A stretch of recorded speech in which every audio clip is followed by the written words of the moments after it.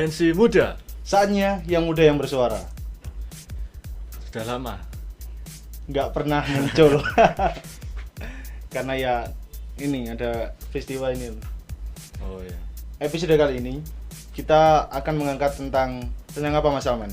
Tentang hubungan antara anak dan orang tua. Hubungan antara dua insan yang terkadang sulit untuk bersatu. Ya, seperti biasa kita akan ngobrol langsung lah, tanpa skrip, tanpa tata cara dan lain-lain lah. Kita mencoba skate baru dan ruangan yang baru. Kok ada kopi juga? Loh, ini kan temanya coffee break. Oh, gitu loh Bang Salman. Wis tak celuk banget ya. Oke, mulai dari mana? Mau tahu keluh kesah dulu? Keluh kesah seorang anak terhadap orang tua. Gini Mas Salman, kita sering melihat anak muda itu terkadang kan berkeluh kesah pada kita kan. Kadang kita sendiri juga kayak gitu kan. Ya. Salah satu contoh, kita punya keinginan tertentu, lalu keinginan kita tuh gak sependapat sama orang tua kita. Lalu seperti apa jawabannya orang tua di saat kita mengungkapkan pendapat kan gitu kan. Ya.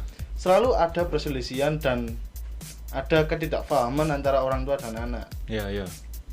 Dan saya merasa, mungkin Anda juga merasa Mas Salman nih, pendapat kita itu sulit untuk diterima sama orang tua yang orang tuanya itu apa ya, pemikirannya masih kolonial. Kan gitu. Sedangkan pemikiran milenial kan sudah berbeda lagi. Kita jauh lebih meluas dan jauh lebih terbuka lah. Ya. Kalau mendapat pendapat dari Mas Salman sendiri gimana? Kalau masalah itu kan biasanya orang tua itu tidak mau mendengarkan, dan anak juga kurang jelas untuk menjelaskan. Jadi kadang mungkin anak juga mau menjelaskan, tapi dia berpikir kalau percuma menjelaskan, nanti juga ujung-ujungnya tidak diperbolehkan. Akhirnya dia lebih baik tidak menjelaskan karena ngerasa kayak percuma gitu. Tapi gimana ya? Soalnya terkadang kita itu kan kalau menyampaikan pendapat, mama, katakanlah satu misal kita ambil contoh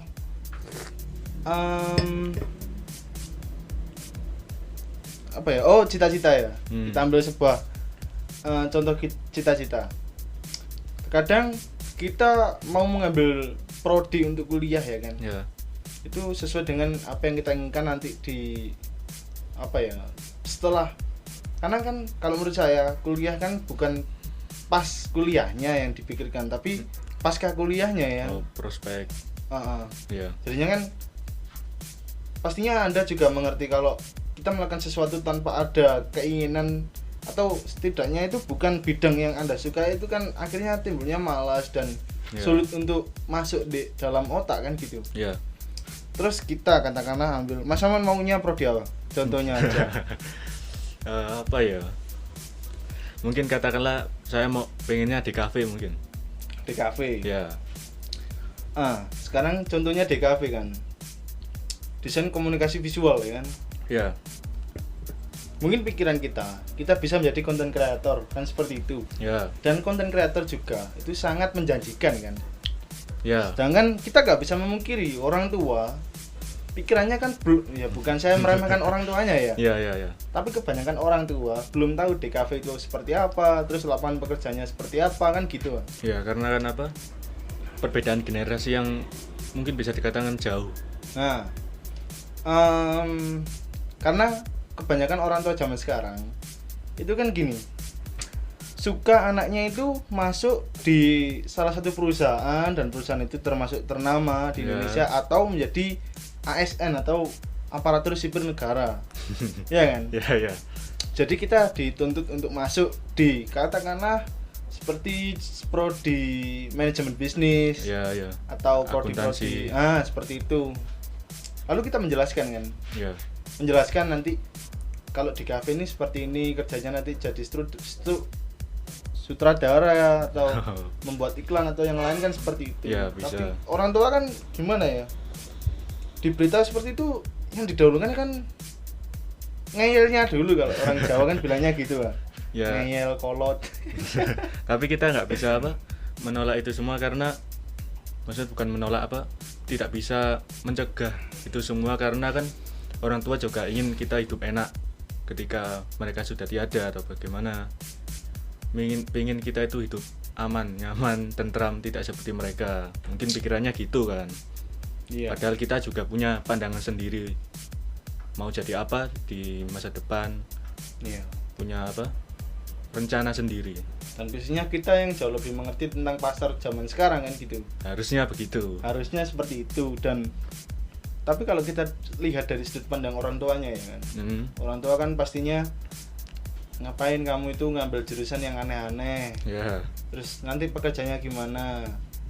Katakanlah saya sebagai orang tua ya kan, aku nggak mau lihat kamu itu susah sedangkan pekerjaannya itu belum karuan, nanti kayak gimana kan gitu kan. Ya. Nanti kamu ambil aja jurusan ini, nanti kan pasti kamu bisa masuk ke bank, bisa masuk ke ini kan gitu kan ya. Iya.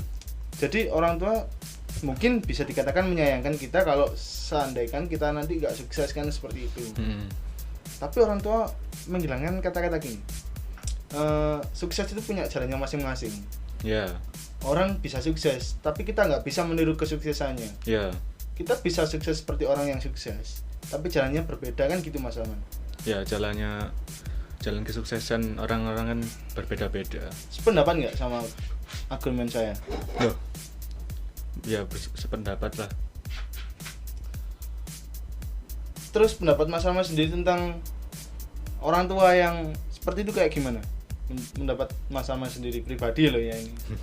Ya, seharusnya apa ya, itu juga sudah menjadi tugas seorang anak untuk menjelaskan secara rinci, secara detail, dan apa ya, meyakinkan orang tua atas pilihan kita sendiri ya. Ya harusnya kayak gitu, tapi ini pendapatnya Mas Salman sendiri tentang orang tua yang seperti itu gimana menyikapinya? Mungkin ada tips dari Mas Salman ya kan tentang menyikapi orang tua yang killer kayak gitu. Ini apa namanya, tips yang hanya boleh ditiru oleh saya saja. Karena kalau sudah menyangkut hal-hal yang lain ini sudah termasuk mungkin sedikit durhaka, mungkin juga bisa dikatakan. Jadi jadi kayak gini, katakan ketika saya ingin membuat video ini, itu pastinya saya izin dulu kan dari rumah. Bu, saya izin mau keluar. Keluar kemana? Nah, kalau saya izin dan bilang kalau ingin membuat video, biasanya itu bakal diomelin dulu ya, dikendoni lah kalau orang Jawa.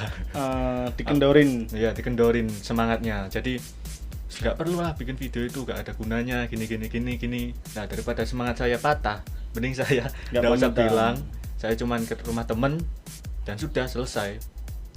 Oh, berarti biarkan angin berhembus dan biarkan air mengalir ya kan. Itu cara untuk saya sendiri. Kalau kalian ingin meniru ya boleh, tapi jangan menyalahkan saya kalau umpama nanti ada gagalnya kan gitu.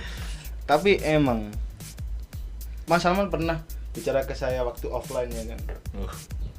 Curhat-curhat. Dia bilang gini, kok offline? Off air. Gini, lebih baik minta maaf daripada minta izin. Kayak gitu. Tapi setelah saya pikir-pikir emang iya.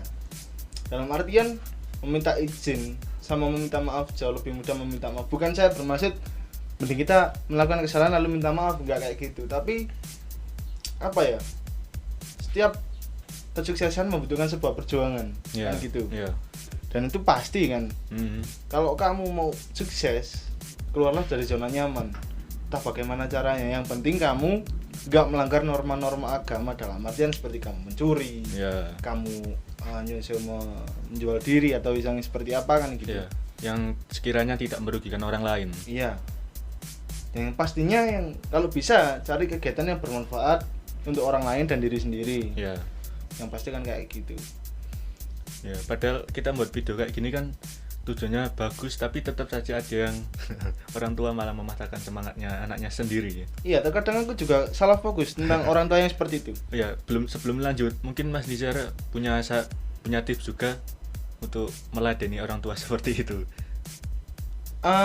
Aku terkadang sering mengaplikasikan melakukan dialog sama orang tua ya kan. Dialog. sama orang tua, aku beri penjelasan, saya berikan penjelasan nanti kayak gini tapi nggak ketemu titik terangnya, jadinya titik buntu terus kan gitu. nggak ada jalan terang atau jalan menuju kesuksesan dalam artian direstui lah. Jadinya akhirnya saya ikut tipsnya Mas Salman. Lebih baik diam lalu bersuaranya setelah gini, kalau saya lebih baik diam dan biarkanlah orang lain yang bersuara tentang kita. Mantap Kan jadi gitu. Ya terkesan mungkin sombong ya. Tapi terkadang saya mikir gini, gimana? orang tua melarang tentang apa yang akan kita lakukan. Dia nggak suka kita melakukan apa yang dilarangnya, ya kan? Yeah. Lalu saya pernah mikir kayak gini, gimana sekiranya kita melakukan hal yang dilarang lalu kita sukses? Apakah orang tua bangga? Ataukah orang tua itu marah-marah kan gitu ya kan? Ya, menjadi sebuah dilema juga. Kan gitu. Yeah. Kalau menurut Mas Salman sendiri gimana? Menanggapi argumen saya kayak tadi pemikiran. Samsung. endorse. Panggilan bisnis. Gimana? Jadi pertanyaannya sampai lupa. Pertanyaan kan gini, kira-kira gimana ya pikiran orang tua setelah tadi ya kan? Nah, mungkin pada akhirnya nanti orang tua juga merelakan jika memang anaknya sukses dan nyaman di bidang yang tidak disetujui oleh orang tuanya. Selagi mungkin nanti bakal bilang gini, selagi kamu bisa bertanggung jawab atas pekerjaan kamu, dan juga mungkin jika kamu sudah berkeluarga, kamu bisa bertanggung jawab atas anak dan istri kamu, mungkin itu masih bisa lah. Nah itu loh Mas Salman. Tapi hal yang dilarang bukan hal yang seperti mencuri, begal atau seperti itu. Tapi gini, kenapa orang tua kok nggak memberikan jawaban seperti itu di saat kita itu melakukan dialog? Nggak mau terdegradasi, harus mau menerima perubahan-perubahan. Pemikiran seperti itu juga tidak sepenuhnya salah. Ayolah kita memutus mata rantai kolonial seperti ini kan gitu ya kan? Iya.